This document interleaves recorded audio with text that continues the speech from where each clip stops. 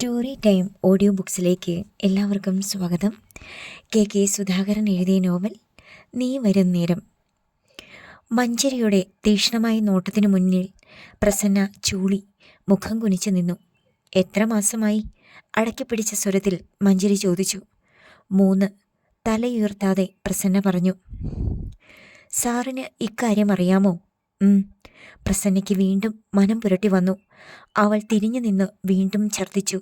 ഭീതിയോടെ മഞ്ചരി തല തിരിച്ചു നോക്കി. വീട്ടിൽ നിന്ന് അച്ഛനും അമ്മയും വലിയമ്മയും വന്നിട്ടുണ്ട്. അവർ ഇത് വല്ലതും അറിഞ്ഞാൽ? അവൾ വേഗം അടുക്കളയിലേക്ക് ചെന്നു. ചില ഗന്ധങ്ങൾ ഗർഭിണികൾക്ക് മനം പുരട്ടലുണ്ടാക്കുമെന്ന് അവൾ കേട്ടിട്ടുണ്ട്. പാല് തിളയ്ക്കുമ്പോഴുണ്ടാകുന്ന ഗന്ധം, അരി വേകുമ്പോഴുണ്ടാകുന്ന മണം. സ്റ്റൗവിൻ്റെ ബർണർ മഞ്ചരി അണച്ചു. ഒരു സ്റ്റീൽ ചെരുവും എടുത്ത് അവൾ അതിലേക്ക് ചായ അരിച്ചൊഴിച്ചു. അപ്പോഴൊക്കെ അവളുടെ മനസ്സ് വികാരക്ഷോഭം കൊണ്ട് വീർപ്പുമുട്ടുന്നുണ്ടായിരുന്നു. കൈകൾ വിറയ്ക്കുന്നുണ്ടായിരുന്നു. വീട്ടുജോലിക്കാരിയെ ഗർഭിണിയാക്കിയ ഭർത്താവിൻ്റെ നവവധുവാണ് താൻ. കഥകൾ പലതും ജയമോഹൻ സാറിനെ കുറിച്ച് കേട്ടതാണെങ്കിലും ഇപ്പോൾ അനുഭവത്തിൽ അത് സംഭവിച്ചപ്പോൾ പഞ്ചസാര ചേർക്കാതെ ഒരു ഗ്ലാസ് ചായ അവൾ വലിയമ്മയ്ക്ക് യാന്ത്രികമായി മാറ്റിവെച്ചു. അപ്പോഴേക്കും വായയും മുഖവും കഴുകി വൃത്തിയാക്കി പ്രസന്ന വന്നു. അവൾ പക്ഷേ മഞ്ചരിക്ക് മുഖം കൊടുത്തില്ല. മഞ്ചരി തന്നെയാണ് 6 കപ്പുകളിലേക്ക് ചായ പകർന്നത്. ചായ കപ്പുകൾ ഒരു ട്രേയിൽ നിരത്തി വെച്ച് അതുമെടുത്ത് അവൾ സ്വീകരണ മുറിയിലേക്ക് ചെന്നു. ഇന്നു വരെയാ ജയമോഹന് ലീവ്? രാധാകൃഷ്ണൻ ചോദിച്ചു. ഈ ഒരാഴ്ചയെ എടുത്തിട്ടുള്ളൂ. വേണമെങ്കിൽ എക്സ്റ്റെൻഡ് ചെയ്യാമല്ലോ, ജയമോഹൻ പറഞ്ഞു. നിങ്ങൾ അന്ന് വീട്ടിലേക്ക് വന്നിട്ട് പിറ്റേന്ന് തന്നെ ഇങ്ങ് പോന്നില്ലേ? 2 ആളും നാളെയോ മറ്റന്നാളോ അങ്ങോട്ട് വരണം. 2 ദിവസം കഴിഞ്ഞേ വിടൂ, വിലാസിനി പറഞ്ഞു. മഞ്ചരി ട്രേയുമായി എല്ലാവരുടെയും മുൻപിലേക്ക് ചെന്നു. എല്ലാവരും ചായ എടുത്തു. എന്തിനാ 2 ദിവസമാക്കുന്നേ? 2 ആഴ്ച കഴിഞ്ഞ് വിട്ടാൽ മതി. ലീവ് തീർന്നാലും ജയന് അവിടുന്ന് കോളേജിൽ പോകാമല്ലോ, പ്രഭാകരൻ പിള്ള പറഞ്ഞു. അത് നേരാ. ഇവിടെയായാലും അവിടെയായാലും ഒന്നുപോലെയല്ലേ ഉള്ളൂ. വിശാലാക്ഷിയും അതിനെ പിന്തുണച്ചു. അവരോടൊപ്പം ഇരിക്കാതെ ജയമോഹൻ ജനാലയുടെ അടുത്ത് നിൽക്കുകയായിരുന്നു. മഞ്ചരി അയാളുടെ അടുത്തേക്ക് ചെന്നു. അങ്ങോട്ട് താമസത്തിന് പോയാൽ പ്രസന്നയെ കൊണ്ടുപോകേണ്ടി വരുമോ? ശബ്ദം താഴ്ത്തി അയാൾക്ക് മാത്രം കേൾക്കാവുന്ന സ്വരത്തിൽ അവൾ ചോദിച്ചു. അയാൾ അവളെ ഒന്ന് നോക്കി. അല്ല, അവൾ വരുമെന്ന് തോന്നുന്നില്ല. പാവം മുറ്റത്ത് പോയി നിന്ന് ഛർദ്ദിക്കുന്നു. ജയമോഹന്റെ മുഖം വിളറി. 3 മാസമായെന്നാണ് അവൾ പറഞ്ഞത്. മോൻ അച്ഛനാകാൻ പോകുന്നു എന്ന സന്തോഷ വാർത്ത ഇപ്പൊ തന്നെ സാറിൻ്റെ അച്ഛനോടും അമ്മയോടും പറയട്ടെ. സാറിൻ്റെ അമ്മായിയപ്പനും അമ്മായിയമ്മയും അറിയട്ടെ ആ വിശേഷം. എന്താ? മന്ത്രിക്കുന്നത് പോലെ അവൾ ചോദിച്ചു. അയാൾ ശബ്ദിക്കാനാവാതെ നിന്നു. പേടിക്കണ്ട, ഞാൻ പറയില്ല. കാരണം എനിക്കല്പം അഭിമാനമുണ്ട്. തന്നെയുമല്ല, എൻ്റെ അച്ഛനും അമ്മയും വലിയമ്മയും, അവർ അത് കേട്ടാൽ ഹൃദയം പൊട്ടി മരിക്കും. ജയമോഹൻ്റെ കയ്യിലിരുന്ന കപ്പിൽ നിന്ന് ചായ തുളുമ്പി നിലത്തേക്ക് വീണു. എന്താണ് 2 പേരും കൂടി ഒരു സ്വകാര്യം? ജയമോഹനെയും മഞ്ചരിയെയും നോക്കി പുഞ്ചിരിയോടെ വിശാലാക്ഷി അമ്മ ചോദിച്ചു. ജയമോഹൻ ഒന്ന് പതറി. ഒന്നുമില്ലമ്മേ, ഞങ്ങൾ അർദ്ധഗർഭമായി. മഞ്ചരി ജയമോഹനെ നോക്കി ഒന്ന് ചിരിച്ചു. ചായ കുടിച്ചു കഴിഞ്ഞ് അല്പം നേരം കൂടി രാധാകൃഷ്ണനും രാജലക്ഷ്മിയും വിലാസിനിയും സംസാരിച്ചിരുന്നു. അത് കഴിഞ്ഞ് അവർ പോകാനായി എഴുന്നേറ്റു. ഇരിക്കൂ രാധാകൃഷ്ണ, ഊണ് കഴിഞ്ഞിട്ട് പോയാൽ മതി. പ്രഭാകരൻ നായർ അവരെ തടഞ്ഞു. പോണം ചേട്ടാ, പെട്ടെന്ന് തീരുമാനിച്ചു. ഞങ്ങൾ ഇങ്ങോട്ട് വന്നതാ. ഉച്ചയ്ക്ക് മുമ്പ് എനിക്ക് ഓഫീസിൽ ചെന്നേ പറ്റൂ. 2-3 ചെക്കുകളിൽ ഒപ്പിടാനുണ്ട്, രാധാകൃഷ്ണൻ പറഞ്ഞു. എന്നാൽ രാധാകൃഷ്ണൻ പോട്ടെ, രാജലക്ഷ്മിക്കും വിലാസിനിക്കും ഉച്ച കഴിഞ്ഞ് പോകാം. അതായിരിക്കും മോൾക്കും ഇഷ്ടം, വിശാലാക്ഷി അമ്മ നിർബന്ധിച്ചു. മഞ്ചരിയുടെ കൂടെ അല്പനേരം കൂടി ഇരുന്നാൽ കൊള്ളാമെന്ന് ആഗ്രഹമുണ്ടായിരുന്നു വിലാസിനിക്ക്. എങ്കിലും അവർ തീരുമാനമറിയാൻ രാജലക്ഷ്മിയെ ഒന്ന് നോക്കി. രാധേട്ടൻ പോയാൽ പിന്നെ ഞങ്ങൾ 2 പേരും. രാജലക്ഷ്മി ഒന്ന് സംശയിച്ചു. തിരിച്ചു പോകുന്ന കാര്യമോർത്താണ് സംശയിക്കുന്നതെങ്കിൽ ഒരു വിഷമവും വേണ്ട. ജെയിൻ കൊണ്ടുചെന്ന് വിടും 2 പേരെയും, പ്രഭാകരൻ നായർ പറഞ്ഞു. അതോടെ ആ തടസ്സം നീങ്ങിക്കിട്ടി. പക്ഷേ അമ്മയും വലിയമ്മയും അപ്പോൾ തന്നെ പോകുന്നതായിരുന്നു മഞ്ചരിക്ക് താല്പര്യം. പ്രസന്നയുടെ ഇപ്പോഴത്തെ അവസ്ഥയെക്കുറിച്ച് അവർ എന്തെങ്കിലും മണത്തറിഞ്ഞാൽ തീർന്നില്ലേ എല്ലാം. പക്ഷേ രാധാകൃഷ്ണൻ തനിച്ച് അപ്പോൾ തന്നെ പോയി. കൂട്ടിലിട്ട വെരികിനെ പോലെ അസ്വസ്ഥനായിരുന്നു ജയമോഹൻ. മഞ്ചരിക്ക് അത് മനസ്സിലായി. ഞാൻ ടൗണിലൊന്ന് പോയിട്ട് വരാം. വേഷം മാറ്റി വന്ന് അയാൾ അവളോട് പറഞ്ഞു. എന്തിനാ ഇപ്പോൾ പോകുന്നേ? ഇഷ്ടപ്പെടാത്ത മട്ടിൽ അവൾ ചോദിച്ചു. ഒരാളെ കാണാനുണ്ട്. ആരെ? നീ എന്താ എന്നെ ക്വസ്റ്റ്യൻ ചെയ്യുന്നോ? ഈർഷ്യയോടെ അയാൾ ചോദിച്ചു. ക്വസ്റ്റ്യൻ ചെയ്യുവല്ല, വീട്ടിലിരിക്കേണ്ട സമയത്ത് ഭർത്താവ് പുറത്തേക്ക് പോയാൽ എവിടെയാണ് പോകുന്നതെന്നും ആരെ കാണാനാണെന്നും എപ്പോൾ തിരിച്ചു വരാൻ പറ്റുമെന്നും അറിയേണ്ടത് ഭാര്യ എന്ന നിലയിൽ എൻ്റെ അവകാശമാണ്, അവൾ കർശനമായി പറഞ്ഞു. പറയാൻ എനിക്ക് സൗകര്യമില്ല, അയാൾ ബലം പിടിച്ചു. സൗകര്യമില്ലെങ്കിൽ പറയണ്ട.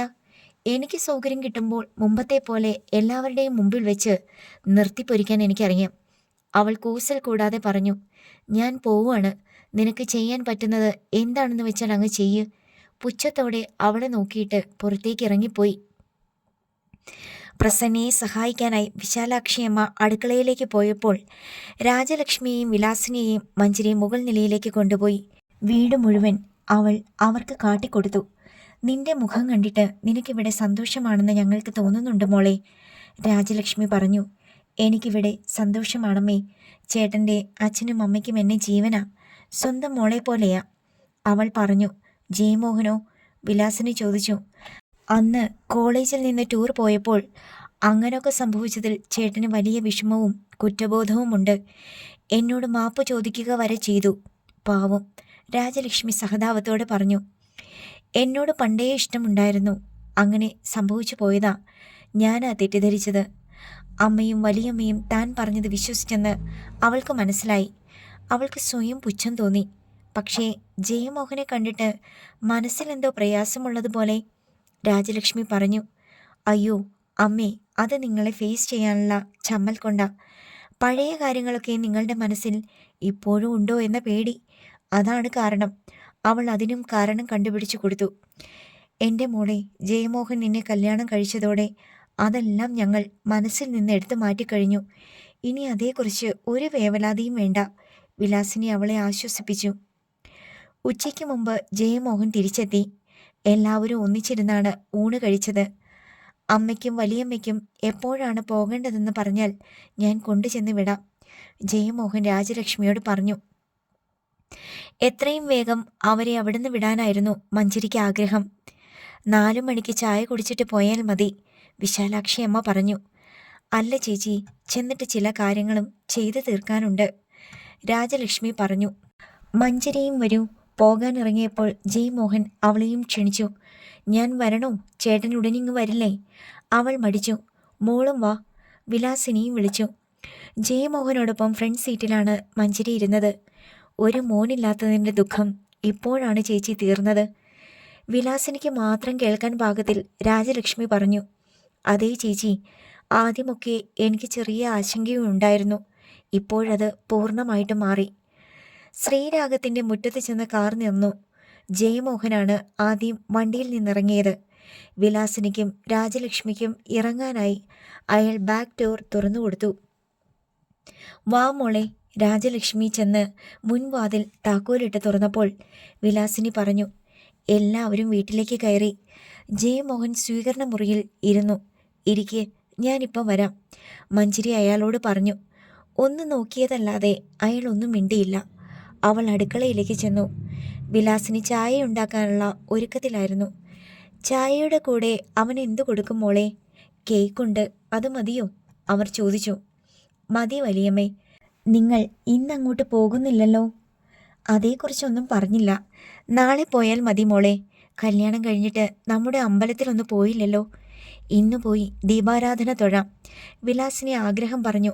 ശരിയാ, എനിക്ക് അമ്പലത്തിലൊന്ന് പോണം. അയ്യോ, നിനക്കിന്ന് പോകാൻ പറ്റുമോ മോളെ?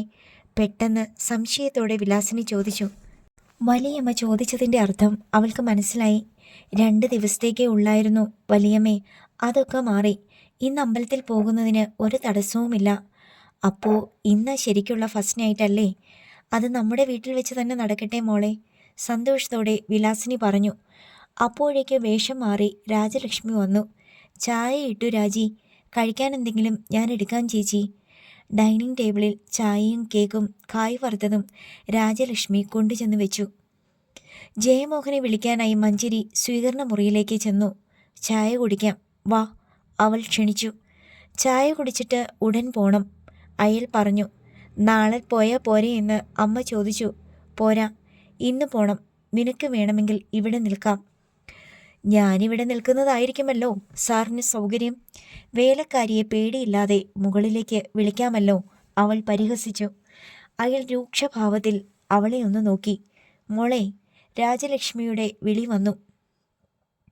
എന്നെക്കൊണ്ട് അധികം പറയിക്കാതെ എഴുന്നേറ്റ് വാ. മഞ്ജരി ഡൈനിങ് റൂമിലേക്ക് നടന്നു. ജയമോഹൻ പിന്നാലെ ചെന്നു. വലിയമ്മ പറയുന്നത് നമ്മൾ ഇന്ന് പോകണ്ടെന്നാ.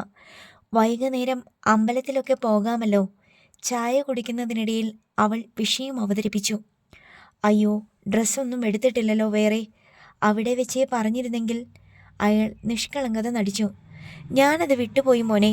സാരമില്ല, നാളെ നിങ്ങൾ രണ്ടുപേരും കൂടി ഇങ്ങോട്ട് വന്നാൽ മതി. പിന്നെ 2 ദിവസം കഴിഞ്ഞേ വിടൂ, രാജലക്ഷ്മി പറഞ്ഞു. അതിനെന്താ, വരാമല്ലോ, അയാൾ ഉടൻ സമ്മതിച്ചു. രാജലക്ഷ്മിക്കും വിലാസിനിക്കും സന്തോഷമായി. ചായ കുടിച്ചിട്ട് അവർ വീട്ടിലേക്ക് മടങ്ങി. കാറിലിരിക്കുമ്പോൾ രണ്ടുപേരും പരസ്പരം നോക്കിയതേയില്ല. ആരുടെ ഐഡിയ ആയിരുന്നു അമ്പലത്തിൽ പോകണമെന്ന് ഡ്രൈവ് ചെയ്യുന്നതിൽ മാത്രം ശ്രദ്ധിച്ച് ജയമോഹൻ ചോദിച്ചു. വലിയമ്മയുടെ. അവൾ പറഞ്ഞു. നിനക്ക് അമ്പലത്തിൽ പോകാൻ പറ്റില്ലെന്ന കാര്യം അവർക്കറിയില്ലായിരുന്നോ? ഇന്നു പോകുന്നതിൽ എനിക്ക് തടസ്സമൊന്നുമില്ല. ഓ, അങ്ങനെയാണല്ലേ. അയാളുടെ മുഖത്ത് ഒരു പ്രകാശം മിന്നിമാഞ്ഞത് മഞ്ജരി കണ്ടു. അതിൻ്റെ കാരണവും അവൾക്ക് മനസ്സിലായി. അപ്പോൾ ഇന്ന് മുകളിലായിരിക്കുമല്ലോ ഉറക്കം? പെട്ടെന്ന് ചോദ്യം വന്നു. അതെ. അയാൾ ഒന്നൂറി ചിരിച്ചു. എന്താ ചിരിക്കുന്നത്? അവൾ ചോദിച്ചു. ചിരിച്ചതിൻ്റെ കാരണം രാത്രിയിൽ പറഞ്ഞു തരാം. ഇപ്പോഴെന്താ പറഞ്ഞാൽ? പറയാനുള്ളതല്ല, പ്രവർത്തിക്കാനുള്ളതാണ്. അതിന് കാറിൽ വെച്ച് സൗകര്യമില്ല. ഒരു തമാശ പറഞ്ഞ മട്ടിൽ അയാൾ ചിരിച്ചു. പക്ഷേ അവൾക്ക് ചിരി വന്നില്ല. പെണ്ണെന്ന് പറഞ്ഞാൽ ഇത്രയൊക്കെ ഉള്ളടി, ജേതാവിൻ്റെ മട്ടിൽ അയാൾ പറഞ്ഞു. കുറേ പെണ്ണുങ്ങളുമായിട്ട് സഹവാസം ഉണ്ടായിട്ടുണ്ടല്ലോ, അതിൽ നിന്ന് പഠിച്ചെടുത്ത അറിവായിരിക്കും, അവൾ പുച്ഛിച്ചു. അതേടി, കുറേ എണ്ണത്തിനെ അടുത്തറിഞ്ഞിട്ടുണ്ട്. വലിയ കൊമ്പത്തേക്ക് കയറിപ്പോയവരൊക്കെ ഒടുവിൽ എൻ്റെ കാൽ ചുവട്ടിൽ വന്ന് കിടന്നിട്ടുണ്ട്, അറിയാമോ? യഥാർത്ഥ പെണ്ണിനെ നിങ്ങൾ ഇതുവരെ കണ്ടിട്ടില്ല. അടിച്ചുതളിക്കാരികളുമായിട്ടല്ലേ രാസക്രീഡ. എടീ, അയാൾ കോപത്തോടെ അവളെ ഒന്ന് നോക്കി. മഞ്ജരി നിസാരമട്ടിൽ ചിരിച്ചു. അന്ന് രാത്രിയിൽ പതിവ് സമയത്ത് തന്നെ എല്ലാവരും ഭക്ഷണം കഴിച്ചു. കഴിക്കാൻ വേണ്ടി മുകളിൽ നിന്നാണ് ജയമോഹൻ ഇറങ്ങി വന്നത്. ഊണുമുറിയിൽ അയാൾ അടുത്തു വന്നിരുന്നപ്പോൾ മഞ്ജരിക്ക് മദ്യഗന്ധം അനുഭവപ്പെടാതിരുന്നില്ല. കുടി എന്നത് രാത്രിയിലെ സ്ഥിരം കലാപരിപാടിയായിരിക്കും. അവൾ അയാളെ ഒന്ന് നോക്കി. പക്ഷേ അയാൾ മുഖം കൊടുത്തില്ല. ഉറങ്ങാൻ സമയമായപ്പോൾ മഞ്ജരി മുകളിലേക്ക് കയറി ചെന്നു. സിഗരറ്റ് പുകച്ചുകൊണ്ട് കാത്തിരിക്കുന്നുണ്ടായിരുന്നു ജയമോഹൻ. ആ വാതിലടച്ചേക്ക്, അയാൾ പറഞ്ഞു. അവൾ കതക് ശബ്ദമുണ്ടാക്കാതെ ചേർത്തടച്ചു. കുറ്റിയിട്, അടുത്ത നിർദ്ദേശം വന്നു. എന്താ, ആരെങ്കിലും കയറി വന്ന് കളയുമോ എന്ന് പേടിയുണ്ടോ? അവൾ ചോദിച്ചു. അവൾ പറഞ്ഞത് കേട്ടില്ലെന്ന് നടിച്ച് അയാൾ സിഗരറ്റ് ആഷ്ട്രയിൽ ഞെരിച്ചമർത്തി. വന്ന് കിടക്ക്, അയാൾ കൽപ്പിച്ചു. മഞ്ജരി ഒന്നും പറയാതെ അലമാര തുറന്ന് അതിൽ മടക്കി വെച്ചിരുന്ന ഒരു ബെഡ്ഷീറ്റ് എടുത്തു. അയാൾ ചോദ്യഭാവത്തിൽ അവളെ ഒന്ന് നോക്കി. കട്ടിലിൽ ഒറ്റയ്ക്ക് കിടന്നാ മതി, ഞാൻ ഈ ഷീറ്റിലാണ് കിടക്കുന്നത്. അവൾ ആ ഷീറ്റ് നിലത്ത് വിരിച്ചു. കാരണം വീട്ടുവേലക്കാരിക്ക് ഗർഭമുണ്ടാക്കിയ ഭർത്താവിൻ്റെ കൂടെ ഉറങ്ങാൻ ആത്മാഭിമാനമുള്ള ഒരു ഭാര്യയും തയ്യാറാവുകയില്ല. എടി നീ, അയാൾ പല്ലുകൾ ഞെരിച്ചു. ആദ്യം അവളുടെ കാര്യത്തിൽ ഒരു തീരുമാനമുണ്ടാവണം. അത് കഴിഞ്ഞ് എന്തു വേണമെന്ന് അപ്പോഴാലോചിക്കാം, അവൾ പറഞ്ഞു. അയാൾ മിണ്ടിയില്ല. എൻ്റെ അടുത്ത് കയ്യൂക്ക് കാണിക്കാൻ വന്നാൽ അച്ഛനെയും അമ്മയെയും ഞാൻ വിളിച്ചുണർത്തും. അവളെയും വിളിച്ച് മുമ്പിൽ നിർത്തിക്കൊടുക്കും. എന്നിട്ട് മഞ്ജരിയുടെ നോട്ടത്തിനു മുമ്പിൽ പിടിച്ചു നിൽക്കാനാവാതെ അയാൾ മുഖം തിരിച്ചു. അവൾ നിലത്തെ വിരിച്ച ഷീറ്റിലേക്ക് കിടന്ന് കണ്ണുകൾ അടച്ചു. ലൈറ്റ് അണച്ച് ജയമോഹൻ കിടക്കുന്ന ശബ്ദം അവൾ കേട്ടു. ഇന്ദുബാലയുടെ മുറിയിലിരുന്ന് അവളോട് സംസാരിക്കുകയായിരുന്നു ദീപ്തി. വിവാഹ നിശ്ചയത്തിന് കൂട്ടുകാരിയെ ക്ഷണിക്കാൻ വന്നതായിരുന്നു അവൾ. അപ്പോഴാണ് സാവിത്രി രണ്ടുപേർക്കും ചായയുമായി വന്നത്. പയ്യന് എവിടാ മോളെ ജോലി? രണ്ടുപേർക്കും ചായ കൊടുത്തുകൊണ്ട് സാവിത്രി ചോദിച്ചു. ഇലക്ട്രിസിറ്റി ബോർഡിലെ എഞ്ചിനീയർ ആണമ്മേ, ദീപ്തി പറഞ്ഞു. നാട്ടിൽ തന്നെ അല്ലേ? നന്നായി. ഇന്ദുവിന് ഹൈദരാബാദിൽ നിന്ന് ഒരാലോചന വന്നു. ഞാൻ പറഞ്ഞു വേണ്ടെന്ന്. മക്കള് കണ്ണിൻ വെട്ടത്ത് തന്നെയുള്ളതാ അമ്മമാർക്ക് ആശ്വാസം. ഇന്ദുബാല അത് കേട്ട് പൊട്ടിച്ചിരിച്ചു. അമ്മ അതും പറഞ്ഞിരുന്നു. അവസാനം ഉഗാണ്ടയിലോ മറ്റോ ജോലിയുള്ള ഏതെങ്കിലും ചെറുക്കനായിരിക്കും എന്നെ കല്യാണം കഴിച്ചുകൊണ്ട് പോകുന്നേ. പോടി, കരിനാവ് കൊണ്ടൊന്നും പറയല്ലേ, സാവിത്രി അവളെ സ്നേഹത്തോടെ ശാസിച്ചു. അടുത്ത മാസം 15-ാം തീയതിയാണമ്മേ എൻഗേജ്മെൻറ്റ്. ദർശന ഓഡിറ്റോറിയത്തിൽ വെച്ചാണ്. അതിന് ഇവളെ ഇൻവൈറ്റ് ചെയ്യാനാ ഞാൻ വന്നത്. അത്യാവശ്യം ക്ലോസ് ഫ്രണ്ട്സിനെ മാത്രമേ ഈ ചടങ്ങിന് ഞാൻ വിളിക്കുന്നുള്ളൂ, ദീപ്തി പറഞ്ഞു. ഇനി കഷ്ടിച്ച് 1 മാസമല്ലേ ഉള്ളൂ മോളെ. അതെ, എൻഗേജ്മെൻറ്റിന് കാര്യമായ ഒരുക്കങ്ങളൊന്നും വേണ്ടല്ലോ. അച്ഛൻ ഇപ്പോൾ തന്നെ എല്ലാ അറേഞ്ച്മെൻറ്റ്സും ചെയ്തിട്ടുണ്ട്. പയ്യൻ്റെ പേരെന്താണ് മോളെ? ബാലഭാസ്കർ. നമ്മുടെ ഇവിടുത്തെ ഇലക്ട്രിസിറ്റി ഓഫീസിലാണ് വർക്ക് ചെയ്യുന്നേ. അമ്മയറിയും. ഞാൻ പഠിച്ച ഹയർ സെക്കൻഡറി സ്കൂളിലെ സുഭദ്ര ടീച്ചറിൻ്റെ മോനാ, ഇന്ദുബാല പറഞ്ഞു. അയ്യോ, ആ പയ്യനാണോ? ഞാൻ കണ്ടിട്ടുണ്ട്. നല്ല വെളുത്ത് പൊക്കമുള്ള. നിങ്ങൾ തമ്മിൽ നല്ല ചേർച്ചയായിരിക്കും മോളെ, സാവിത്രി പറഞ്ഞു. താങ്ക്സ് അമ്മേ. അപ്പോഴാണ് ദീപ്തിയുടെ ഹാൻഡ് ബാഗിൽ മൊബൈൽ ബെല്ലടിച്ചത്. അവൾ അതെടുത്തു നോക്കി. ജയ് മോഹൻ സർ, ഞാൻ കുറച്ച് കഴിഞ്ഞ് വിളിക്കാം സർ. കോൾ എടുത്ത് അവൾ പറഞ്ഞു. എന്തിനായിരിക്കും സർ? അപ്പോൾ അന്ന് രാവിലെ നീ വീട്ടിലേക്ക് വരണം. അവിടുന്ന് നമുക്കൊന്നിച്ച് ഓഡിറ്റോറിയത്തിലേക്ക് പോകാം. ഞാൻ നേരത്തെ വരാമെടി. യാത്ര പറഞ്ഞ് ദീപ്തി പുറത്തേക്കിറങ്ങി. കാറിലാണ് അവൾ വന്നത്. കല്യാണം നിശ്ചയിച്ച പെണ്ണ് വെയിലത്ത് സ്കൂട്ടർ ഓടിച്ച് പോകണ്ട എന്ന് അവളുടെ അമ്മുമ്മ നിർബന്ധമായി പറഞ്ഞിരുന്നു. കാർ സ്റ്റാർട്ട് ചെയ്ത് ദീപ്തി റോഡിലേക്ക് ഇറങ്ങി. ജയ് മോഹൻ സാർ എന്തിനാണ് വിളിച്ചതെന്നറിയാനായിരുന്നു അവളുടെ ആകാംക്ഷ. റോഡ് സൈഡിൽ കാർ പാർക്ക് ചെയ്യാൻ പറ്റിയ ഒരു സ്ഥലം കണ്ടപ്പോൾ അവൾ വണ്ടി അവിടേക്ക് ഒതുക്കിയിട്ടു. എന്നിട്ട് മൊബൈൽ എടുത്ത് ജയമോഹനെ വിളിച്ചു. നീ എവിടെയാണ്? അയാൾ ചോദിച്ചു. സാർ വിളിച്ചപ്പോൾ ഞാൻ ഇന്ദുബാലയുടെ വീട്ടിലായിരുന്നു. എൻഗേജ്മെൻറ്റിന് ക്ഷണിക്കാൻ ഞാനിപ്പോൾ പുറത്താണ്, അവൾ പറഞ്ഞു. ഫ്രീ ആണല്ലോ? അതെ, എനിക്ക് നിന്നെ അത്യാവശ്യമായി ഒന്ന് കാണണം ദീപ്തി, അയാൾ പറഞ്ഞു. എന്താണ് സർ? ചില പ്രോബ്ലംസ്. അതേക്കുറിച്ച് എനിക്ക് നിന്നോടൊന്ന് സംസാരിക്കണം. എന്തെങ്കിലും പോംവഴി പറഞ്ഞു തരണം. അവൾക്കും സന്തോഷം തോന്നി. സാറിൻ്റെ പ്രശ്നങ്ങൾക്ക് പരിഹാരം കാണാൻ തൻ്റെ സഹായം ആവശ്യപ്പെട്ടിരിക്കുന്നു. എന്താണ് സാർ പ്രോബ്ലം? ഫോണിൽ കൂടി പറയാൻ പറ്റില്ല, നേരിട്ട് കാണണം. എവിടെ വെച്ച്? പറ്റിയ ഒരു സ്ഥലം നീ പറ. കോളേജിലേക്ക് ഞാൻ വരട്ടെ? അത് വേണ്ട, ആരെങ്കിലുമൊക്കെ ശ്രദ്ധിക്കും. അല്ലെങ്കിൽ തന്നെ ഞാൻ ലീവിലല്ലേ, നിന്റെ വീട്ടിലേക്ക് വന്നാലോ? അയ്യോ, അത് വേണ്ട, അമ്മുമ്മ അവിടെയുണ്ട്, അടുത്തു നിന്ന് മാറത്തില്ല. എങ്കിൽ പിന്നെ വേറൊരു സ്ഥലമുണ്ട്, കുറച്ച് ദൂരെ എന്നേ ഉള്ളൂ, പക്ഷേ സേഫാണ്. നമ്മളെ അറിയുന്ന ആരും അവിടെ കാണത്തില്ല. എവിടെയാണ്? എൻ്റെ ഒരു കൂട്ടുകാരൻ്റെ പുതിയ വീടാണ്. കഴിഞ്ഞ മാസത്തിലായിരുന്നു അതിൻ്റെ പാല് കാച്ചൽ. ഫാമിലിയായിട്ട് അവൻ ദുബായിലാണ്. വീടിൻ്റെ താക്കോൽ എന്നെ ഏൽപ്പിച്ചിട്ടുണ്ട്, ഇടയ്ക്കൊക്കെ പോയി നോക്കാൻ. ആരുമില്ലാത്ത വീട്. അവളുടെ ഉള്ളൊന്ന് പിടഞ്ഞു. വേണ്ട സർ, ഞാൻ വരില്ല. ആരെങ്കിലും അറിഞ്ഞാൽ. അടുത്ത 15-ാം തീയതി എൻ്റെ കല്യാണ നിശ്ചയമാണ്. ആരും അറിയാൻ പോകുന്നില്ല. ഇവിടുന്ന് 14 കിലോമീറ്റർ ദൂരെയാണ്.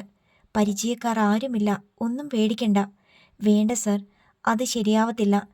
എന്തുകൊണ്ട് ശരിയാവത്തില്ല? നിനക്കെന്നെ വിശ്വാസമില്ലേ? അയാൾ ചോദിച്ചു. വിശ്വാസമാണ്, പക്ഷെ അതല്ല. ഒരിക്കൽ ഞാൻ സാറിൻ്റെ വീട്ടിൽ വന്നിട്ടുണ്ട്. അതിനുശേഷം കുറേ ദിവസം ഞാൻ പേടിച്ചാ കഴിഞ്ഞത്. ഇനി എന്തെങ്കിലും അബദ്ധം സംഭവിച്ചാൽ? ജയമോഹൻ ഒന്ന് ചിരിച്ചു. നീ ഇത്ര മണ്ടിയാണെന്ന് ഞാൻ വിചാരിച്ചില്ല ദീപ്തി. ഇക്കാലത്ത് പെൺകുട്ടികൾക്ക് അബദ്ധങ്ങളൊന്നും പറ്റാറില്ല. അതൊക്കെ പണ്ട്. വേണ്ട കരുതലുകളൊക്കെ ഞാൻ ചെയ്തോളാം. പക്ഷേ സർ, എനിക്ക് നിന്നെ കണ്ടേ തീരൂ. അത്രയ്ക്ക് പ്രശ്നങ്ങളുണ്ട് എനിക്ക്. ആരോടും ഡിസ്കസ് ചെയ്യാനാവാത്ത കാര്യങ്ങൾ. ഞാൻ വിചാരിച്ചതുപോലെയല്ല മഞ്ജരി. അവൾ എന്നെ വട്ടുപിടിപ്പിക്കുകയാണ്. അത് കേട്ടപ്പോൾ ദീപ്തിയുടെ താല്പര്യമുണർന്നു. അവൾ എന്തു ചെയ്തു? ആദ്യ രാത്രി എന്നൊരു സംഭവം ഞങ്ങളുടെ ജീവിതത്തിൽ ഇന്നേ വരെ ഉണ്ടായിട്ടില്ല, അറിയാമോ? അതെന്താ സർ? ജിജ്ഞാസയോടെ അവൾ ചോദിച്ചു. എല്ലാം പറയാം. നാളെ രാവിലെ 10 മണിയാകുമ്പോൾ നീ കൃഷ്ണ സ്റ്റോറിൻ്റെ പാർക്കിംഗ് ഏരിയയിൽ വരണം. ഞാൻ കാറിലുണ്ടാവും. നീ വന്ന് കാറിൻ്റെ ബാക്ക് സീറ്റിൽ കയറണം. ബാക്കി കാര്യങ്ങൾ എനിക്ക് വിട്ടേക്ക്. ഒന്നുകൊണ്ട് പേടിക്കണ്ട. ഞാൻ കാത്തിരിക്കും. എന്നെ നിരാശപ്പെടുത്തരുത്. അവൾക്ക് മറുപടി പറയാൻ അവസരം കൊടുക്കാതെ അയാൾ കോൾ കട്ട് ചെയ്തു. അന്ന് രാത്രി മുഴുവൻ ദീപ്തി അതേക്കുറിച്ച് ആലോചിച്ചു. ഒരു റിസ്ക് കൂടി എടുക്കുന്നതിൽ തെറ്റില്ലെന്ന് അവൾ ഒടുവിൽ ഉറപ്പിച്ചു. മഞ്ജരിയെക്കുറിച്ച് അറിയണം, അതാണ് പ്രധാനം. പിറ്റേന്ന് രാവിലെ ഒരു കൂട്ടുകാരിയുടെ വീട്ടിൽ പോകുന്നു എന്ന് അമ്മൂമ്മയോട് പറഞ്ഞിട്ട് ദീപ്തി കാറും എടുത്ത് പുറപ്പെട്ടു. കൃഷ്ണ സ്റ്റോഴ്സിൻ്റെ വിശാലമായ പാർക്കിംഗ് ഏരിയയിൽ ചെന്നപ്പോൾ നിരവധി കാറുകൾക്കിടയിൽ ജയമോഹൻ്റെ സിൽവർ കളറിലുള്ള വണ്ടി കിടക്കുന്നത് അവൾ കണ്ടു. അതിൻ്റെ അടുത്ത് ഒഴിവുണ്ടായിരുന്ന സ്ഥലത്ത് ചെന്ന് അവൾ കാർ നിർത്തി. എന്നിട്ട് വേഗം ഇറങ്ങി ജയമോഹൻ്റെ കാറിൻ്റെ ബാക്ക് ഡോർ തുറന്ന് അകത്ത് കയറി. സീറ്റിലേക്ക് കിടന്നോളൂ, ജയമോഹൻ പറഞ്ഞു. ബാക്ക് സീറ്റിൽ അവൾ കിടന്നു. കാർ പെട്ടെന്ന് മുന്നോട്ട് നീങ്ങി. കാറിൻ്റെ ബാക്ക് സീറ്റിൽ ദീപ്തി കണ്ണുകൾ അടച്ചു കിടന്നു. വണ്ടി നല്ല വേഗത്തിലാണ് ഓടിയത്. എതിരെ വരുന്ന വാഹനങ്ങളുടെ ഒച്ചയും ഹോൺ മുഴങ്ങുന്ന ശബ്ദവും കാർ ഇടത്തേക്ക് തിരിയുന്നതും വലത്തേക്ക് പോകുന്നതുമൊക്കെ അവൾ അറിയുന്നുണ്ടായിരുന്നു. ഒടുവിൽ തിരക്ക് കുറഞ്ഞ ഒരു റോഡിലേക്ക് വണ്ടി പ്രവേശിച്ചു. വേഗം കുറഞ്ഞു. അല്പദൂരം കൂടി ഓടിയിട്ട് കാർ നിന്നു. ദീപ്തി കണ്ണു തുറന്നു നോക്കി. എത്തിയോ? അവൾ ചോദിച്ചു. ഞാൻ പറഞ്ഞിട്ട് എഴുന്നേറ്റാൽ മതി. ബാക്ക് സീറ്റിലേക്ക് തല തിരിച്ചു നോക്കിയിട്ട് ജയമോഹൻ അറിയിച്ചു. ഏതോ വീടിൻ്റെ ഗേറ്റിൻ്റെ മുന്നിലാണ് വണ്ടി നിൽക്കുന്നതെന്ന് അവൾക്ക് മനസ്സിലായി. ജയമോഹൻ കാറിൽ നിന്ന് ഇറങ്ങിച്ചെന്ന് കയ്യിലുണ്ടായിരുന്ന താക്കോൽ ഉപയോഗിച്ച് ഗേറ്റിൻ്റെ പൂട്ട് തുറന്നു. പുതിയ ഇരുനില വീടായിരുന്നു അത്. ഗേറ്റിൻ്റെ പാളികൾ രണ്ടും മലർക്കെ തുറന്നു വെച്ചിട്ട് അയാൾ വീണ്ടും വന്ന് കാറിൽ കയറി. എന്നിട്ട് ടൈൽസ് പാകിയ വിശാലമായ മുറ്റത്തേക്ക് വണ്ടി ഓടിച്ചു കയറ്റി. ദീപ്തി അപ്പോഴും കിടക്കുകയായിരുന്നു. കാറിനുള്ളിൽ AC-യുടെ സുഖകരമായ തണുപ്പുണ്ടായിരുന്നു. ജയമോഹൻ ഇറങ്ങിച്ചെന്ന് ഗേറ്റിൻ്റെ പാളികൾ രണ്ടും ചേർത്തടച്ചിട്ട് ഉള്ളിൽ നിന്ന് ഓടാമ്പലിട്ടു. പുറത്തു നിന്ന് ആർക്കും ഇനി അത് തുറക്കാൻ പറ്റത്തില്ല. വീടിന് ചുറ്റും നല്ല പൊക്കമുള്ള മതിലുണ്ട്. അത് കാരണം വെളിയിൽ നിന്ന് നോക്കിയാൽ മുറ്റത്ത് നിൽക്കുന്നവരെ കാണാൻ പറ്റില്ല.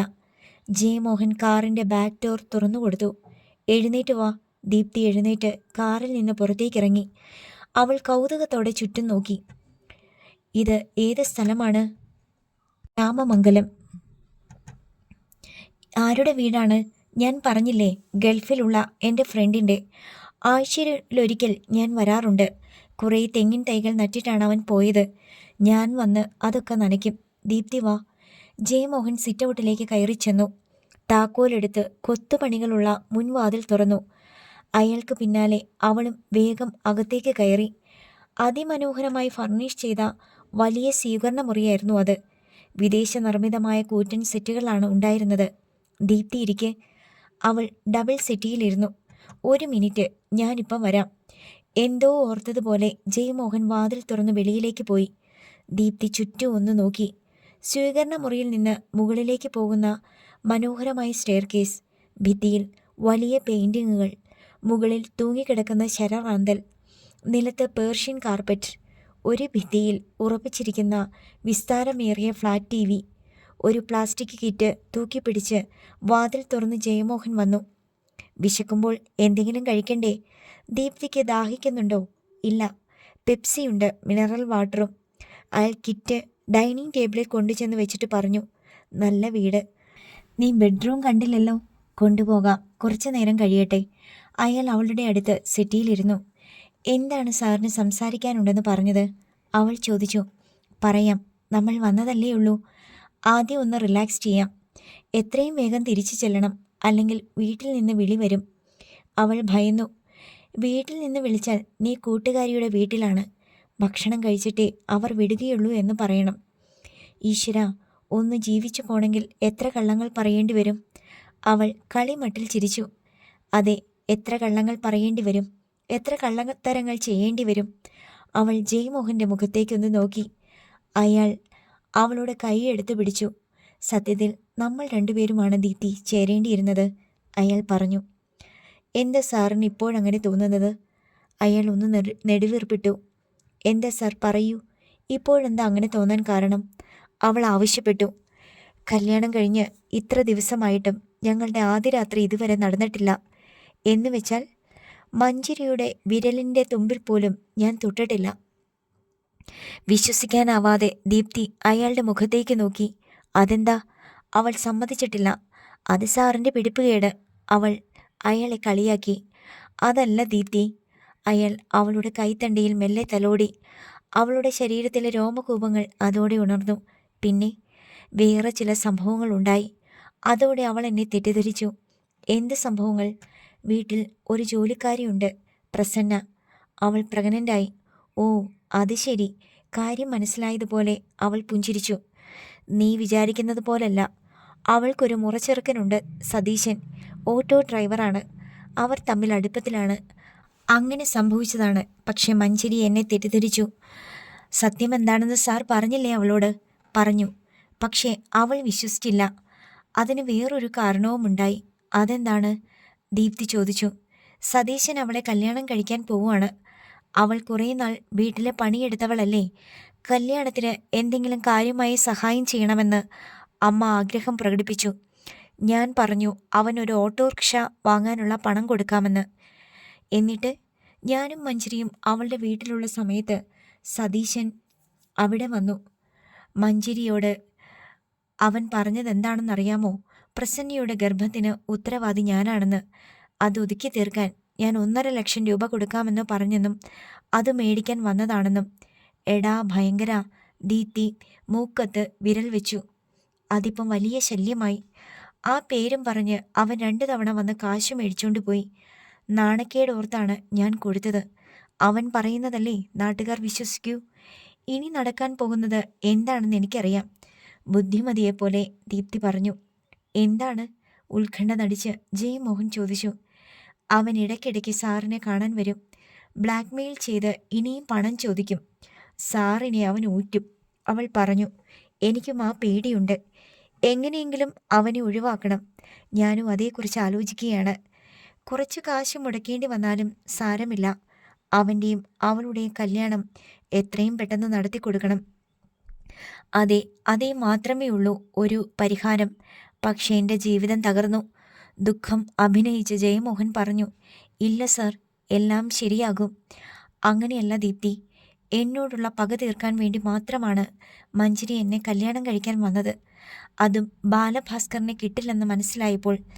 വിവാഹം കഴിഞ്ഞിട്ടും എനിക്ക് ഭാര്യാസുഖം കിട്ടുന്നില്ല. ഇനി കിട്ടുകയുമില്ല. ഛേ, സാർ എന്തൊക്കെയാണ് ഈ പറയുന്നത്? സാർ ഒരു പുരുഷനല്ലേ? ഒരു പുരുഷൻ വിചാരിച്ചാൽ ഒരു സ്ത്രീയെ അടിമപ്പെടുത്താൻ പറ്റും. സാർ വിചാരിക്കാഞ്ഞിട്ടാ. അവൾ അയാളെ പ്രോത്സാഹിപ്പിച്ചു. അതേ ദീപ്തി, ഞാൻ വിചാരിക്കാഞ്ഞിട്ടാണ്. സ്വന്തം ഭാര്യയെ റേപ്പ് ചെയ്യുന്നത് അത്ര വലിയ ആണത്തമല്ല. അതുമാത്രമല്ല, അവളുടെ മനസ്സിൽ ഇപ്പോഴും ബാലഭാസ്കറാണുള്ളത്. എനിക്കവിടെ ഒരു സ്ഥാനവുമില്ല. ഞാൻ അവളോട് സംസാരിക്കാൻ പോവുകയാണ്. അവൾക്കെന്നെ വേണ്ടെങ്കിൽ പിരിയാമെന്ന് ഞാൻ പറയും. പെട്ടെന്ന് ദീപ്തി അയാളുടെ കയ്യിൽ അമർത്തിപ്പിടിച്ചു. അയ്യോ സർ, അങ്ങനെ ചെയ്യരുത്. അവൾ പറയും പിരിയാമെന്ന്. നിങ്ങൾ രണ്ടുപേരും ഫാമിലി കോർട്ടിൽ ഡൈവോഴ്സ് സൂട്ട് ഫയൽ ചെയ്തു എന്നറിഞ്ഞാൽ ആ നിമിഷം ബാലുവേട്ടൻ ഞാനുമായിട്ടുള്ള വിവാഹത്തിൽ നിന്ന് പിന്മാറും. അവളെ കിട്ടുമല്ലോ എന്ന് വിചാരിച്ച്. വേറെ നിവൃത്തിയില്ലാഞ്ഞിട്ടാണ് ദീപ്തി. സഹിക്കുന്നതിനും ഒരതിരുണ്ട്. എനിക്കിനി വയ്യ. ജയമോഹൻ ദുഃഖവും നിരാശയും വീണ്ടും അഭിനയിച്ചു. പ്ലീസ് സർ, അടുത്ത ജനുവരിയിൽ ബാലുവേട്ടനും ഞാനും തമ്മിലുള്ള കല്യാണം നടക്കും. ഇനി 3-4 മാസം കൂടി മാത്രം. അതിനു മുമ്പ് ഇങ്ങനെയൊരു നീക്കം നടത്തല്ലേ. ഞാൻ സാറിൻ്റെ കാല് പിടിക്കാം. അവളുടെ സ്വരം ഇടറി. ഓക്കെ, ബാലഭാസ്കറിനെ നിനക്ക് കിട്ടാൻ വേണ്ടി മാത്രമാണ് ഞാൻ അവളെ താലി കെട്ടിയത്. അത് ഓർമ്മയുണ്ടല്ലോ? ഉണ്ട് സർ. ഓർമ്മ മാത്രമല്ല, തീർത്താൽ തീരാത്ത നന്ദിയുമുണ്ട്, അവൾ പറഞ്ഞു. ബാലഭാസ്കറിനെ നിനക്ക് തന്നെ കിട്ടുമെന്ന് ഉറപ്പിക്കാൻ ഞാൻ ഇനി മഞ്ചരിയെ ഡൈവോഴ്സ് ചെയ്യാതിരിക്കണമല്ലേ? അതെ സർ, എന്നെ സഹായിക്കണം. അപേക്ഷാഭാവത്തിൽ ദീപ്തി അയാളുടെ മുഖത്തേക്ക് നോക്കി. ശരി, ഞാൻ നിന്നെ കൈവെടിയുകയില്ല. എഴുന്നേറ്റ് വാ. നിനക്ക് ബെഡ്റൂം കാണണ്ടേ? മനോഹരം എന്നല്ല, അതിമനോഹരം എന്നാണ് പറയേണ്ടത്. ജയമോഹൻ എഴുന്നേറ്റിട്ട് അവളുടെ കൈ പിടിച്ചു വലിച്ചു. അവളും എഴുന്നേറ്റു. ദീപ്തിയെ ചേർത്ത് പിടിച്ചുകൊണ്ട് അയാൾ ബെഡ്റൂമിലേക്ക് നടന്നു. വിശാലാക്ഷിയമ്മ ചുവരിലെ ക്ലോക്കിലേക്ക് നോക്കി. സമയം 1 മണി കഴിഞ്ഞ് 10 മിനിറ്റ്. ഉച്ചയൂണ് എപ്പോഴേ തയ്യാറായി കഴിഞ്ഞു. അവനിതുവരെ വന്നില്ലല്ലോ മോളെ, അവർ മഞ്ചരിയോട് പറഞ്ഞു.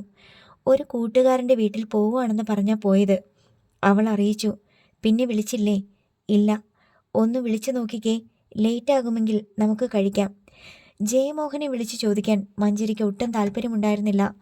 പക്ഷേ അമ്മ ആവശ്യപ്പെട്ടാൽ അനുസരിക്കാതിരിക്കാൻ പറ്റില്ലല്ലോ. അവൾ മൊബൈൽ എടുത്ത് അയാളുടെ നമ്പറിലേക്ക് വിളിച്ചു. പക്ഷേ ബെല്ലടിച്ച് നിന്നതല്ലാതെ അയാൾ കോൾ എടുത്തില്ല. ബെല്ലുണ്ടമ്മേ, എടുത്തില്ല, അവൾ പറഞ്ഞു. വണ്ടി ഓടിക്കുവാണെങ്കിൽ അവൻ ഫോൺ എടുക്കത്തില്ല. വിശാലാക്ഷിയമ്മ കാരണം കണ്ടെത്തി.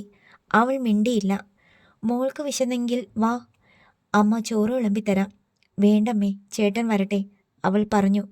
ജയമോഹനോടുള്ള സ്നേഹം കൊണ്ടായിരുന്നില്ല അവൾ അങ്ങനെ പറഞ്ഞത്. വീട്ടിൽ അമ്മ അങ്ങനെയായിരുന്നു. ഉച്ചയ്ക്കായാലും രാത്രിയായാലും അച്ഛൻ വീട്ടിൽ വന്നിട്ടേ ഭക്ഷണം കഴിക്കൂ എന്നുറപ്പുണ്ടെങ്കിൽ അമ്മ കഴിക്കാതെ കാത്തിരിക്കുമായിരുന്നു. ഷുഗർ ഉള്ളതല്ലേ, അച്ഛന് ഞാൻ ചോറ് കൊടുക്കാം. വിശാലാക്ഷി അമ്മ എഴുന്നേറ്റ് പോയി. കൂട്ടുകാരൻ്റെ വീട്ടിൽ പോവുകയാണെന്ന് പറഞ്ഞിട്ടല്ലേ ജയമോഹൻ രാവിലെ കാറുമെടുത്ത് പോയത്? അമ്മ ചോദിച്ചപ്പോൾ അവൾ അങ്ങനെ പറഞ്ഞെന്നും ഉള്ളൂ. പെട്ടെന്നാണ് മൊബൈൽ ബെല്ലടിച്ചത്. നോക്കിയപ്പോൾ വീട്ടിൽ നിന്ന് അമ്മയാണ്. എന്താ അമ്മേ? അവൾ കോൾ എടുത്തു. മോൾ വീട്ടിലല്ലേ? അതെ. ഊണ് കഴിഞ്ഞോ? ഇല്ലമ്മേ, മണി 1:30 എന്താ കഴിക്കാഞ്ഞേ? ചേട്ടൻ ആരെയോ കാണാൻ പോയിരിക്കുക, ഇപ്പോൾ വരും, വന്നിട്ട് കഴിച്ചോളാം. അമ്മ കഴിച്ചോ? ഞാൻ സ്കൂളിലല്ലേ മോളെ, കഴിച്ചിട്ടാ വിളിക്കുന്നേ. വേറൊരു കാര്യം പറയാനാ ഞാനിപ്പോൾ വിളിച്ചേ. നിന്റെ പേരിൽ സ്റ്റേറ്റ് ബാങ്കിൽ 10 ലക്ഷത്തിൻ്റെ ഒരു ഫിക്സഡ് ഡിപ്പോസിറ്റ് ഉണ്ടല്ലോ, നാളെ അത് മച്ചുറാവും. രാജലക്ഷ്മി പറഞ്ഞു. അതിനെന്താ? വീട്ടിൽ അതിൻ്റെ സർട്ടിഫിക്കറ്റ് ഉണ്ട്. അതെടുത്തോണ്ട് പോയി ഒന്നുകിൽ റിന്യൂ ചെയ്യണം 1 വർഷത്തേക്ക് കൂടി, അല്ലെങ്കിൽ നിന്റെ അക്കൗണ്ടിലേക്ക് മാറ്റണം. രണ്ടായാലും ജയമോഹനോട് ചോദിച്ചിട്ട് മതി. ഇനി എന്ത് കാര്യം ചെയ്താലും ജയമോഹൻ്റെ അനുവാദം മേടിച്ചിട്ട് വേണം. ജയമോഹൻ അതൊന്നും അറിയേണ്ട കാര്യമില്ലെന്ന് അവൾ മനസ്സിൽ പറഞ്ഞു. പക്ഷെ അമ്മയോട് പറഞ്ഞില്ല. നാളെ ശനിയാഴ്ചയല്ലേ, അമ്മ വീട്ടിൽ കാണുമല്ലോ, ഞാൻ വരാം. രണ്ടുപേരും കൂടല്ലേ വരുന്നത്? രാജലക്ഷ്മി തിരക്കി. ചേട്ടന് സൗകര്യമുണ്ടെങ്കിൽ ഒന്നിച്ചു വരും, അല്ലെങ്കിൽ സൗകര്യം പോലെ ചെയ്യും മോളെ. വലിയമ്മ എന്തു പറയുന്നു? നീ പോയതിൽ പിന്നെ മൗനത്തിലാ ചേച്ചി, മിണ്ടാട്ടം കുറവാ. അത് കാണുമ്പോൾ എനിക്ക് സങ്കടം വരും. പക്ഷേ ഞാനൊന്നും ചോദിക്കത്തില്ല. സാരമില്ല, അതൊക്കെ മാറിക്കോളും. അച്ഛനോ? നിന്നെ കാണാൻ പറ്റാത്തതിൽ നല്ല വിഷമമുണ്ട്, പക്ഷേ പുറമേ ഒന്നും കാണിക്കത്തില്ല. എന്താ അമ്മേ നിങ്ങളെല്ലാവരും ഇങ്ങനെ? അന്യദേശത്തൊന്നുമല്ലല്ലോ ഞാൻ. വെറും 5 മിനിറ്റ് മതി എന്നെ ഒന്ന് കാണണമെങ്കിൽ, അവൾ പറഞ്ഞു. ഒക്കെ ശരിയാ മോളെ. കല്യാണം കഴിച്ച് പെൺമക്കൾ പോയാൽ പിന്നെ അവൾ ഭർത്താവിൻ്റെയും അയാളുടെ വീട്ടുകാരുടെയും സ്വന്തമാ. അതിൻ്റെ ഒരു നഷ്ടബോധം ഞങ്ങളുടെ മനസ്സിൽ നിന്ന് പോകാൻ ഇത്തിരി സമയമെടുക്കും. ജയമോഹൻ്റെ കാർ ഗേറ്റ് കടന്നു വരുന്നത് അപ്പോൾ അവൾ കണ്ടു. ചേട്ടൻ വന്നമ്മേ, പിന്നെ വിളിക്കാം. പോർച്ചിൽ കാറിട്ടിട്ട് അയാൾ കയറി വന്നു. എന്താ വൈകിയേ?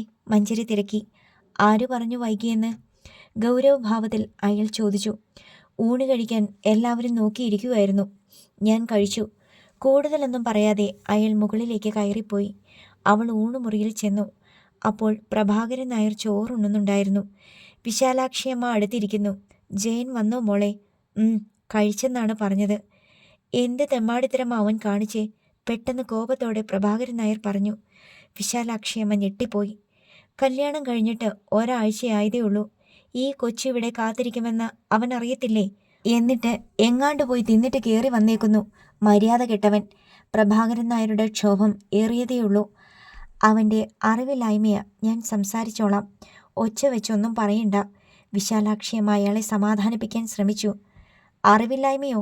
ഇത് വല്ലതും ആരെങ്കിലും പഠിപ്പിച്ചു വേണോ അറിയാൻ? തനിക്ക് വിഷമമുണ്ടാകാതിരിക്കാനാണ് അച്ഛൻ ഇങ്ങനെയൊക്കെ പറയുന്നതെന്ന് മഞ്ജരിക്ക് തോന്നാതിരുന്നില്ല. സാരമില്ലച്ച, ചിലപ്പോൾ വരാൻ വൈകുമെന്ന് എന്നോട് പറഞ്ഞിട്ട് രാവിലെ പോയേ. അവൾ പെട്ടെന്ന് ഇടപെട്ടു. എന്നാലും ഇത് ശരിയായില്ല. ഊണ് കഴിച്ചിട്ട് അവൾ മുകളിലേക്ക് കയറി ചെന്നു. അപ്പോൾ ജയമോഹൻ തളർന്നു കിടന്ന് ഉറങ്ങുകയായിരുന്നു. അവൾ അപ്പോൾ തന്നെ തിരിച്ചു നടന്നു.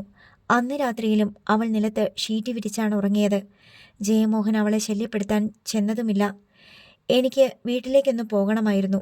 പിറ്റേന്ന് രാവിലെ മഞ്ജരി അയാളോട് പറഞ്ഞു. പോയിട്ട് വാ. അയാൾ അനുവാദം കൊടുത്തു. വരുന്നില്ലേ എൻ്റെ കൂടെ? ഇല്ല, എനിക്ക് വേറൊരു സ്ഥലത്ത് പോകാനുണ്ട്. എന്നാൽ എന്നെ വീട്ടിലൊന്ന് കൊണ്ടുവിട്ടിട്ട് പോകരുതോ? അയാൾ മിണ്ടിയില്ല. മഞ്ജരിയെ അവളുടെ വീട്ടിൽ കൊണ്ടുചെന്ന് വിട്ട ജയമോഹൻ തിരക്കുണ്ടെന്നും പറഞ്ഞ് ഒരു ചായ കുടിക്കാൻ പോലും നിൽക്കാതെ ഉടനെ പോവുകയും ചെയ്തു.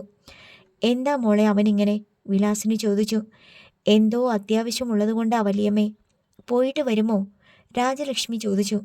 വൈകുന്നേരമാകും വരാൻ. ബാങ്കിൽ പോയിട്ട് അതുവഴി ഞാൻ വീട്ടിലേക്ക് പോയിക്കൊള്ളാം. രാധാകൃഷ്ണൻ ഓഫീസിലേക്ക് പോയി കഴിഞ്ഞിരുന്നു. അല്പനേരം അവൾ അമ്മയും വലിയമ്മയുമായി സംസാരിച്ചിരുന്നു. പ്രസന്നത നടിച്ചാണ് അവൾ ഇരുന്നത്. രണ്ടുപേരും ഒന്നും അറിയാൻ പാടില്ലെന്ന് അവൾക്ക് നിർബന്ധമുണ്ടായിരുന്നു. അറിഞ്ഞാൽ അവരുടെ മനസ്സമാധാനം ഇല്ലാതാകും. ഞാനെന്നാൽ ബാങ്കിലേക്ക് പോകാം. അവൾ എഴുന്നേറ്റു. ജയൻ വൈകുന്നേരമേ വരുന്നല്ലേ പറഞ്ഞത്? മോൾ ഇവിടെ വന്ന് ചോറുണ്ടിട്ട് പോയാൽ മതി, സ്കൂട്ടർ എടുത്തോ, വിലാസിനി പറഞ്ഞു. വലിയമ്മ പറഞ്ഞത് അവൾ തള്ളിക്കളഞ്ഞില്ല. രാജലക്ഷ്മി എടുത്തു കൊടുത്ത ഫിക്സഡ് ഡിപ്പോസിറ്റ് സർട്ടിഫിക്കറ്റുമായി അവൾ സ്കൂട്ടറിൽ ബാങ്കിലേക്ക് പോയി. 1 വർഷത്തേക്ക് സ്ഥിര നിക്ഷേപം പുതുക്കിയ ശേഷം ബാങ്കിൽ നിന്നിറങ്ങി അവൾ സ്കൂട്ടറിനടുത്തേക്ക് നടന്നു. അപ്പോഴാണ് ഒരു കാർ വന്ന് സ്കൂട്ടറിനടുത്ത് പാർക്ക് ചെയ്തത്. ബാലഭാസ്കറിന്റെ കാറായിരുന്നു അത്. മഞ്ജരി പെട്ടെന്ന് നിന്നു. കാറിൽ നിന്നിറങ്ങിയ ബാലഭാസ്കർ അവളെ കണ്ടൊന്നു പകച്ചു.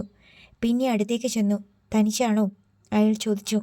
അതെ, ഞാനെന്നും ഒറ്റയ്ക്കാ ബാലുവേട്ട. ചിരിച്ചുകൊണ്ടാണ് അവൾ അത് പറഞ്ഞത്. എങ്കിലും അയാളുടെ കണ്ണുകളിൽ പടർന്ന വേദന അവൾ കണ്ടു. സുഖമല്ലേ നിനക്ക്? അതെ, പരമസുഖം. മഞ്ജരി, അയാൾ ഞെട്ടലോടെ വിളിച്ചു. ബാലുവേട്ടൻ തെറ്റിദ്ധരിക്കേണ്ട. ജയമോഹൻ സാറിൻ്റെ വീട്ടിൽ എനിക്ക് സുഖമാണ്. എല്ലാവരും എന്നെ സ്നേഹിക്കുന്നു. എനിക്കൊരു ദുഃഖവുമില്ല. ജയമോഹൻ സാറിന് അത്യാവശ്യമായിട്ട് പോകേണ്ടതുകൊണ്ട് എന്നെ രാവിലെ വീട്ടിൽ കൊണ്ടുചെന്ന് വിട്ടു. വിശ്വാസം വരാതെ അയാൾ അവളെ തന്നെ നോക്കി നിന്നു. അമ്മ പറഞ്ഞു 15-ാം തീയതിയാണ് കല്യാണ നിശ്ചയമെന്ന്. എന്നെ ക്ഷണിക്കുമോ? അല്ലല്ല, ഞങ്ങളെ ക്ഷണിക്കുമോ? എന്നോട് വേണ്ട കുത്തുവാക്ക്, അയാൾ പറഞ്ഞു. കുത്തുവാക്കല്ല ബാലുവേട്ട, നിരപരാധിയാണ് ബാലുവേട്ടനെന്ന് എനിക്കറിയാം. പക്ഷേ ഉള്ളിൽ ഒതുങ്ങാത്തത് വേറെ ആരോടും പറയാൻ പറ്റില്ല എനിക്ക്. അതുകൊണ്ടാണ്. ബാലുവേട്ടൻ ക്ഷണിച്ചില്ലെങ്കിലും ഞാൻ വരും, ജയമോഹൻ സാറിൻ്റെ കൂടെ. കാരണം സാറിനെ ദീപ്തി ക്ഷണിക്കാതിരിക്കത്തില്ല. അയാൾ ഒന്നും മിണ്ടിയില്ല. എന്തായാലും ബാലുവേട്ടനെ ഒന്ന് കാണാൻ കഴിഞ്ഞല്ലോ. എനിക്ക് വലിയ സന്തോഷമായി. ഞാൻ സ്നേഹിച്ചതിലേറെ ബാലുവേട്ടനെ ദീപ്തി സ്നേഹിക്കുന്നുണ്ട്. അതുകൊണ്ടാണല്ലോ അവൾ എന്നിൽ നിന്ന് ബാലുവേട്ടനെ തട്ടിയെടുത്തത്.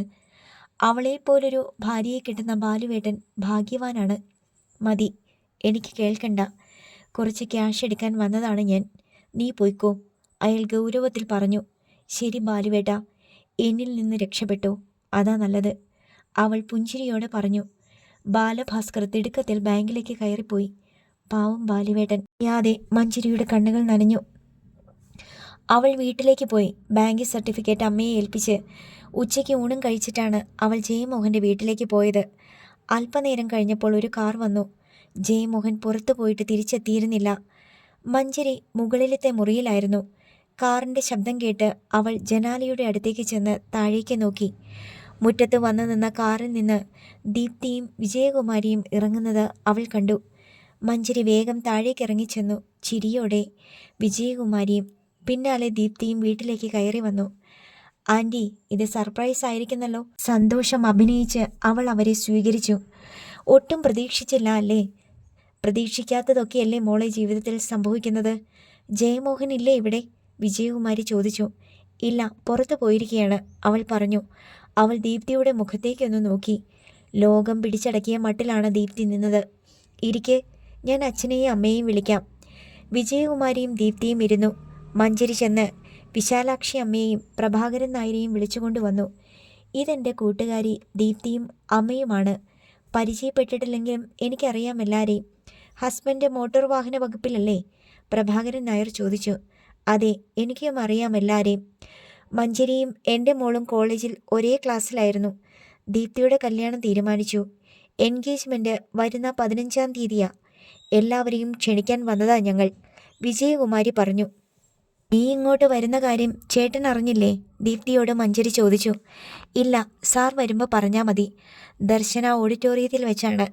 എല്ലാവരും വരണം, ദീപ്തി പറഞ്ഞു. ഞങ്ങൾ വരാതിരിക്കുമോ? ആരാണ് വരൻ? വിശാലാക്ഷി അമ്മ ചോദിച്ചു. അയ്യോ, അത് പറയാൻ മറന്നു. ബാലഭാസ്കർ ഇലക്ട്രിസിറ്റി ബോർഡിൽ എഞ്ചിനീയറാണ്, അഭിമാനത്തോടെ വിജയകുമാരി പറഞ്ഞു. എനിക്കറിയാം. പഞ്ചായത്ത് പ്രസിഡന്റ് ചന്ദ്രശേഖരൻ്റെ മകനല്ലേ? പ്രഭാകരൻ ചോദിച്ചു. അതെ, അവർ സംസാരിച്ചിരുന്നു. ചായ വേണമെന്ന് പറയാൻ മഞ്ജരി അടുക്കളയിലേക്ക് ചെന്നു. അപ്പോഴേക്കും പ്രസന്ന ചായ ഇട്ട് കഴിഞ്ഞിരുന്നു. കപ്പുകളിലേക്ക് ചായ പകർന്ന് മഞ്ജരി കൊണ്ടുചെന്ന് എല്ലാവർക്കും കൊടുത്തു. ചായ കുടിച്ച് യാത്ര പറഞ്ഞ് അവർ പോയി. ഒഴിഞ്ഞ കപ്പുകളുമായി മഞ്ജരി അടുക്കളയിലേക്ക് ചെന്നു. ഏതാ ആ കൊച്ച്? പ്രസന്ന ചോദിച്ചു. എൻ്റെ കൂട്ടുകാരിയാ. കോളേജിൽ ഒരേ ക്ലാസ്സിൽ പഠിച്ചവരാ, ദീപ്തി. കല്യാണ നിശ്ചയത്തിന് ക്ഷണിക്കാൻ വന്നതാ, മഞ്ജരി പറഞ്ഞു. ആ കൊച്ചി ഇവിടെ വന്നിട്ടുണ്ട്, പ്രസന്ന പറഞ്ഞു. ഇവിടോ? എന്ന്? ആരുമില്ലാത്ത ഒരു ദിവസം അച്ഛനും അമ്മയും കല്യാണം ക്ഷണിക്കാൻ പോയേക്കുമായിരുന്നു. എന്നെ സാർ ഹോസ്പിറ്റലിലേക്ക് പറഞ്ഞു വിട്ടു. ഞാൻ വന്നപ്പോൾ സാറും ആ കൊച്ചും മുകളിലത്തെ മുറിയിലുണ്ട്. ഞെട്ടലോടെ മഞ്ജരി നിന്നു. അടുത്ത ഭാഗം നാളെ.